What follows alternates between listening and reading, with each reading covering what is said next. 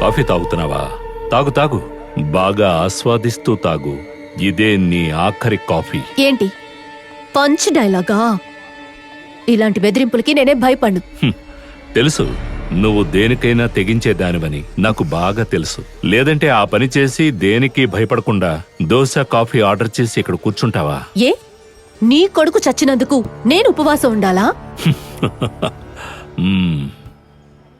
నీ యజమాని దగ్గర నుంచి అదే పొగరు నీకు వచ్చింది. వాడికి పట్టిన గతే నీకు పడుతుంది.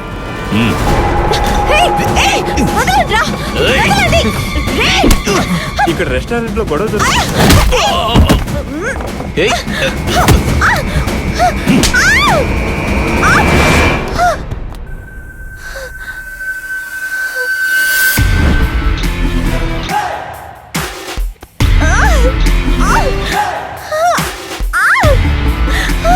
రేయ్, దాన్ని లాక్కురండ్రా.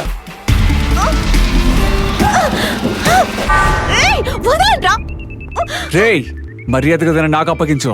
దాన్ని కాపాడదాం అనుకున్నావో నిన్నెవరూ నా నుంచి కాపాడలేరు. ఓ, నువ్వు దీన్ని లేపేయడానికి వచ్చావా?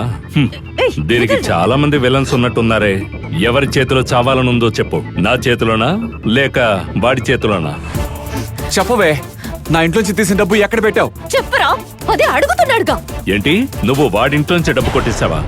ఓ, నా డబ్బు మీద చెయ్యి పెట్టిన ఆ సైతాన్ నువ్వేనా? ఎన్నాళ్ళు నిన్నేరా వెతుకుతున్నాను. నీ ఇంట్లోంచి ఆ డబ్బు తీసింది నేనేరా. కానీ ఇది నిన్ను కాపాడడం కోసం నన్ను పోలీసులకు పట్టించింది. జరిగిన అన్నిటికీ నువ్వేరా కారణం. నిన్నేరా ముందు లేపేయాల్సింది. రారా రా, నీకోసమే నేను వెతికేది. రేయ్, దాన్ని వదిలేయండి. ముందు వాణ్ణి లేపేయండి.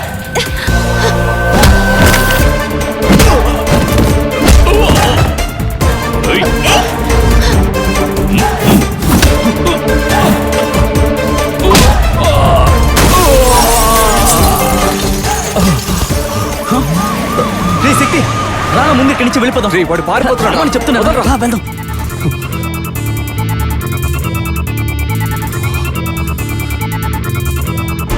రేయ్, ఏంట్రా నువ్వు మాట్లాడేది?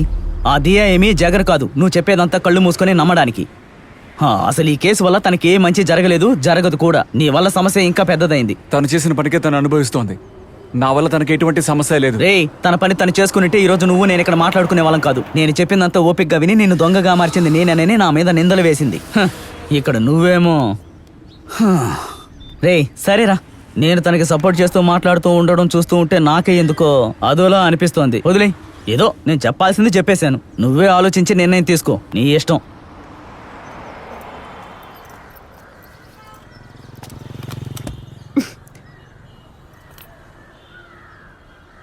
ఏంటి, మళ్ళీ మర్డర్ చేయడానికి వచ్చావా?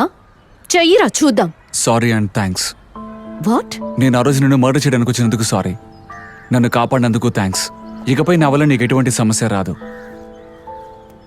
హలో,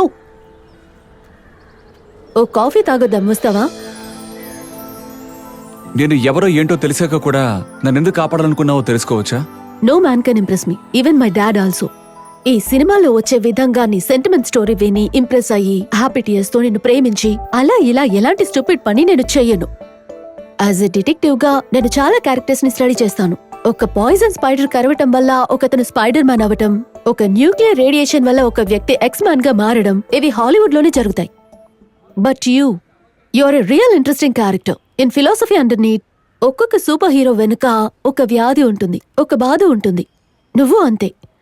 నిన్ను నేరస్తుల్లా నేను చూడలేకపోయాను, ఒక వ్యాధిగ్రస్తుల్లాగే చూశాను. నీకిలాంటి వ్యాధి లేకపోయింటే నీకున్న ప్రతిభకి నువ్వెలాంటి పనులు చేయగలవో అంచనా వేయగలిగాను.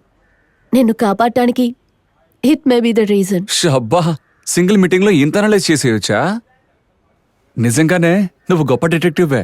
Thank you.